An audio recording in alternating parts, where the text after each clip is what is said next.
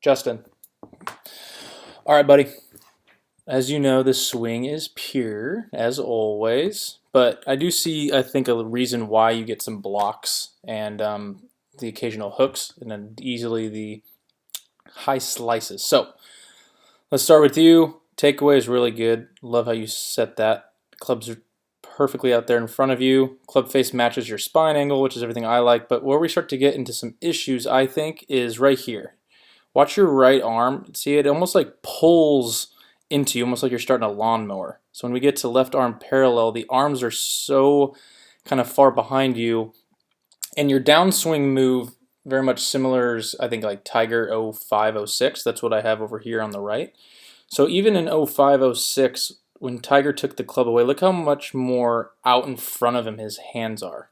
You can see that your hands are very much like sucked in and his are a little bit more pushed out. That's at least what I'm seeing over there.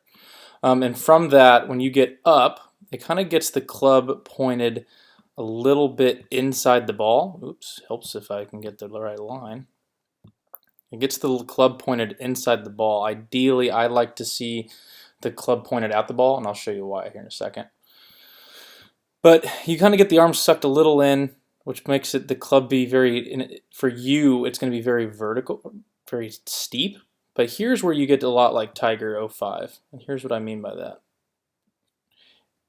Is when we draw a line from the golf club to the ball, and Tiger's golf club to the ball. Now, two different positions at the top. He's obviously extremely flat. You're a little bit more square. But watch your hands as you start the transition. See how much sucked behind they are? So yeah, like that club's coming in from the inside, but that thing is just dropping straight down, and it's way inside that ball. Straight down. So the only thing that you can do from this position is rotate your hips in order to catch the club face up. Or from right here, if I had to guess, I haven't really seen the video too long, but let's see if we stand up. No, there you go. There's the rotation. You can see how yourself fire.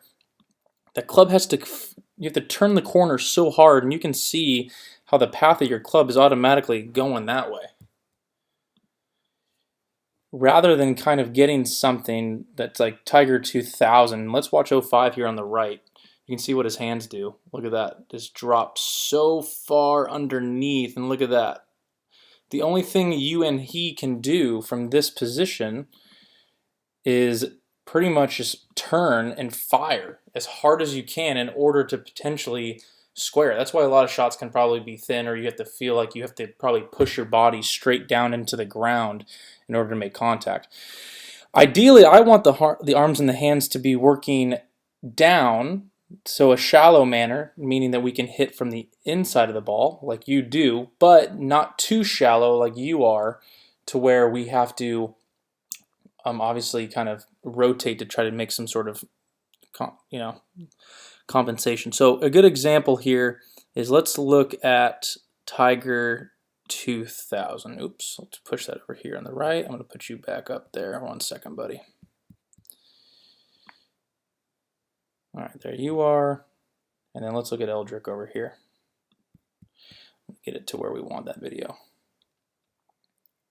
Okay, so Tiger, when he gets up to the top, now let's look at this. So in 2000, this is in my opinion the best swing ever for a multitude of reasons. So he gets the club out in here in front of him, just like you. And we'll show you side by side. So he gets the club working up and out just like you. Left arm parallel, you kind of get the club sucked a little bit there. Come on, baby. And there he goes. Now look at that difference. Look at how much more out in front of him the club is. When you draw a line, look at that. It's directly at the ball. That means when he fires, he has zero manipulation to do. From right here, if you brought your hand straight down, you're heeling it. You're shanking it pretty much.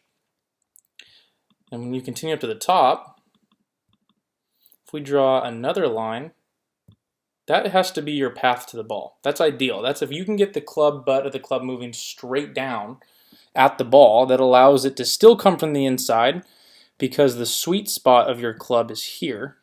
And because it's steep, it's going to naturally want to oscillate. So it's going to naturally go that way. So you have to get the butt of your club moving on this path rather than what you normally do, which is down this way.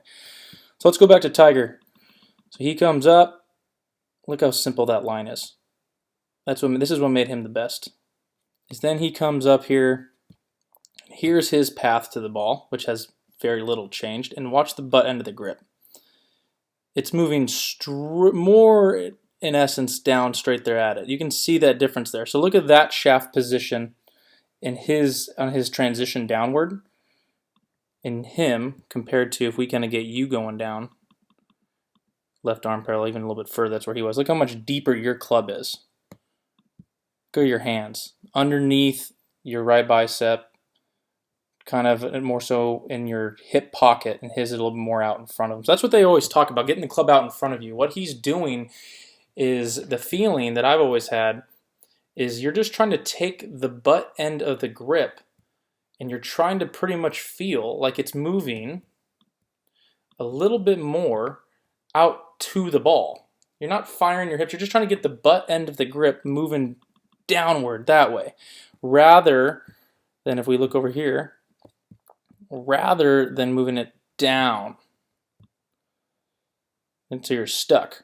If you can get that, you're not going to have to fire as much, buddy. You're going to be able to compress that ball and going to probably give yourself a nice little cut. It's going to actually allow you to kind of control the ball flight. You can shut the face down and draw it if you need to, but most of the time you're just going to be able to cut it. So that's my suggestion, dude. What I would suggest doing is, if you can go into your house and either get a golf club and maybe choke halfway up on it so the butt end sticks out, go to the top of your swing and start to feel and get that butt end. Maybe put a quarter or a golf ball down and get the butt end of the club. Let's look at Tiger again, moving toward the ball. Right there, that's the first key move. The downswing is such a reaction. Get that first move toward the ball, and it's going to allow you to cover it rather than rotate it. That's something you can work on easily. If you kind of you just make right-handed swings. If you go up to the top with your right hand, you're not going to probably dump the club underneath you to rotate. You're going to come up and you're going to fire the right hand down at the ball. That's going to be more so my suggestion. It's going to allow you to kind of cover it and get back in the pure circle. All right, buddy, let me know if you have questions.